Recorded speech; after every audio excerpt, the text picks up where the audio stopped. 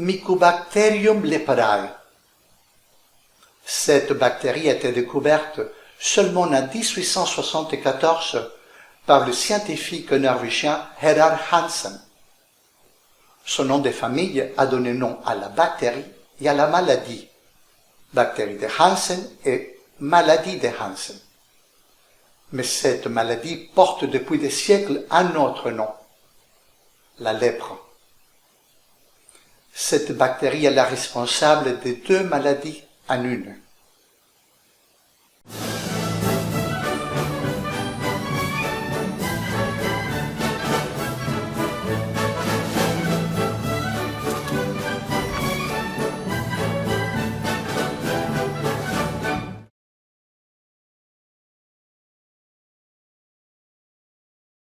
Parce que nous devons être clairs. Une chose, c'est avoir la lèpre, qui est portée en soi une horrible maladie dégénérative, avec laquelle l'aspect de la personne, l'aspect physique, se transforme, mais aussi sont atteints les systèmes nerveux central et les organes internes du malade.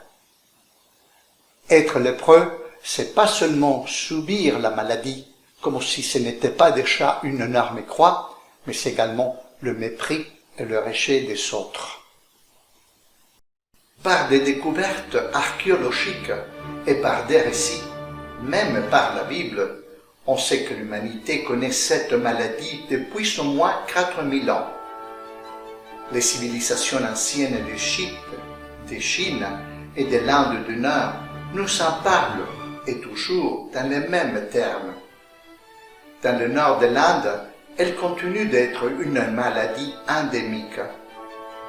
Depuis toujours, la personne atteinte de la lèpre est considérée comme impure, comme une maudite de Dieu, punie pour qui sait quelle raison. Les lépreux étaient expulsés de leur maison et de leur village par crainte de contamination et comme punition pour les péchés qu'ils avaient commis et dont personne n'était pas au courant. En Europe, au Moyen-Âge, quand on savait qu'une personne était atteinte de la maladie, une messe était organisée pour eux dans laquelle les malades se couchaient en faisant semblant d'être morts. Ils ne pouvaient ni se lever ni bouger tant que durait la cérémonie. À la fin, on leur donna des vêtements noirs et une sorte de castagnettes, les connues tablettes de Saint-Lazare, que les infectés devaient sonner pour annoncer à des autres personnes de ne pas les approcher, qu'ils n'étaient pas dignes de leur regard, même pas de partager le même air. Ces personnes ont été forcées de s'éloigner des centres de population et de marcher près des autres pour éviter que leur miasme ne se disperse. À l'époque, on croyait que les miasmes étaient à l'origine des maladies et des épidémies. Célèbre l'histoire de Jésus nettoyant, je dis bien nettoyant un lépreux, comme s'il était sale. Dans différents pays et à différentes époques, des léprosoirs ont été créés. Des lépreux étaient envoyés dans ces endroits, loin des villes, quel que soit leur sexe, leur âge ou leur condition sociale. Le but était qu'ils y restent jusqu'à ce que la mort physique survienne, car la société les considérait déjà morts.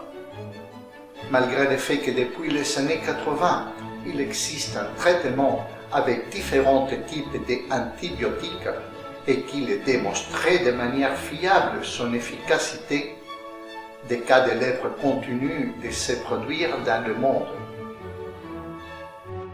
Dans les centres urbains, où il est plus facile de se rendre dans un hôpital, l'incidence de la maladie est plus faible que dans les campagnes, où le dispensaire peut être à des dizaines de kilomètres. La lèpre est plus répandue dans les segments de la population où l'on trouve la malnutrition, l'insalubrité, la manque d'hygiène et la surpopulation. Il s'avère que la lèpre est une maladie pernicieuse Et quand je dis pernicieuse, c'est aussi dû au fait que les premiers symptômes de la maladie sont des petites taches colorées sur la peau qui ne font aucun mal. Le malade ne souffre pas de brûlures ni de démanchements, et ces taches ne provoquent évidemment aucune sorte d'alarme chez les patients.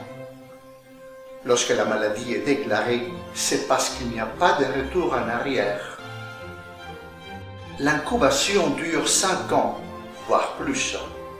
Pendant ce temps, la victime, ignorant le terrible mal qu'elle porte, la transmet à tous ceux qui l'entourent.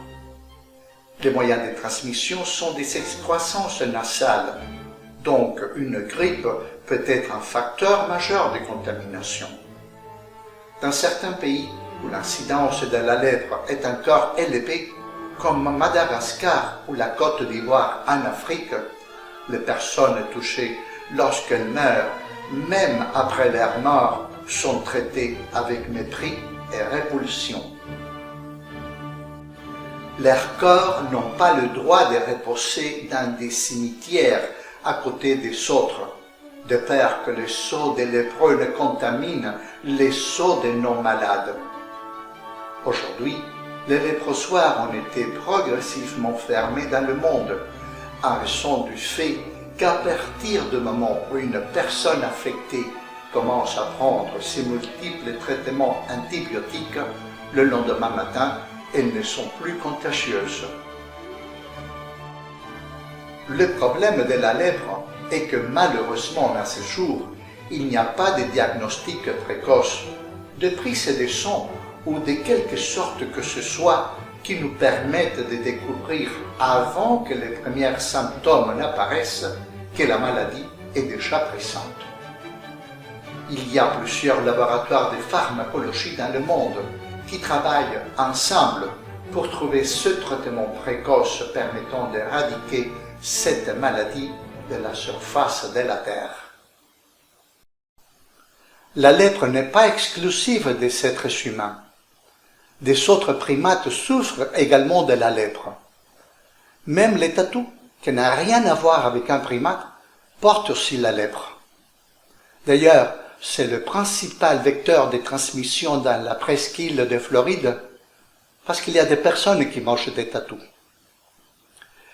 Ayons un moment de réflexion et de prière pour ceux qui souffrent de la lèpre dans le monde.